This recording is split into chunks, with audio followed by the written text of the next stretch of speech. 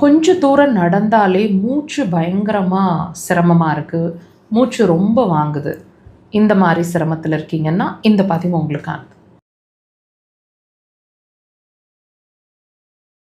மாடிப்படி ஏறினா இறங்குனாலும் மூச்சு வாங்குது, ஒரு 10 அடி சேர்ந்தாப்பில் நடந்துட்டாலே மூச்சு ரொம்ப சிரமமாக இருக்குது, கொஞ்சம் நேரம் உட்காந்து ஆஸ்வாசப்படுத்திட்டு தான் நாங்கள் நடக்க ஆரம்பிக்கிறோம். இந்த மாதிரி இந்த மூச்சு வாங்குகிற விஷயங்கள் அண்ட் பேசிகிட்டு இருக்கும்போதே பார்த்திங்கன்னா பெருமூச்சு அடிக்கடி வருது, நைட்டில் கொரட்டை வருது, இந்த மாதிரி சிரமங்களில் இருக்கீங்க அப்படின்னா கண்டிப்பாக நீங்கள் ஒரு விஷயத்தில் திங்க் பண்ணிகிட்ருப்பீங்க, ஒரு விஷயத்துக்கு பயந்துட்டுருப்பீங்க. இந்த நடந்தாலே மூச்சு வாங்குது அப்படின்னா இது இருதய சார்ந்த விஷயம் அப்படிங்கிறத தானே யோசிச்சுட்ருக்கீங்க. அதை தாண்டி கண்டிப்பாக இது நுரையீரல் சார்ந்த விஷயம் அப்படிங்கிறதுல மாற்றுக்கருத்து இல்லை, அதில் நம்ம கிளியராக இருப்போம். இப்போ நாங்கள் நிறைய பதிவில் உங்களுக்கு புரிகிற மாதிரி எக்ஸ்பிளைன் பண்ணுறோம். ஒவ்வொரு சிம்டமும் வியாதி இல்லை, வியாதியோட அறிகுறி அப்படின்னு சொல்லிட்டு.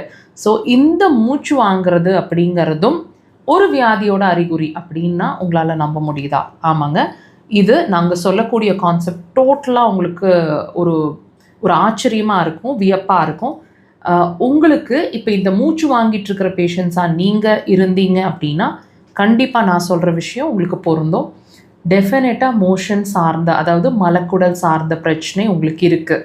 வாட்ச் பண்ணி பாருங்கள். என்ன இருக்கும், கொஞ்சம் நாளாக இருக்குது, இந்த மூச்சு வாங்குறது கொஞ்சம் நாளாக இருக்குது, கொஞ்சம் மாதமாக இருக்குது, அல்லது அடிக்கடி என்னை பாதிக்குது, சில வருஷங்களாகவே நான் இதில் பாதிச்சிட்ருக்கேன் அப்படின்னா அப்போது மோஷன் டைம் இல்லாமல் போயிட்டுருக்கும், அடிக்கடி போகிற மாதிரி இருக்கும், 2-3 தடவை போகிற மாதிரி இருக்கும்.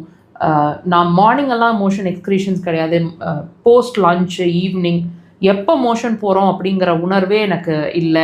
ஸோ அந்த அன்டைம்லி மோஷன்ஸ், இந்த மாதிரி விஷயங்கள் இருக்கும்.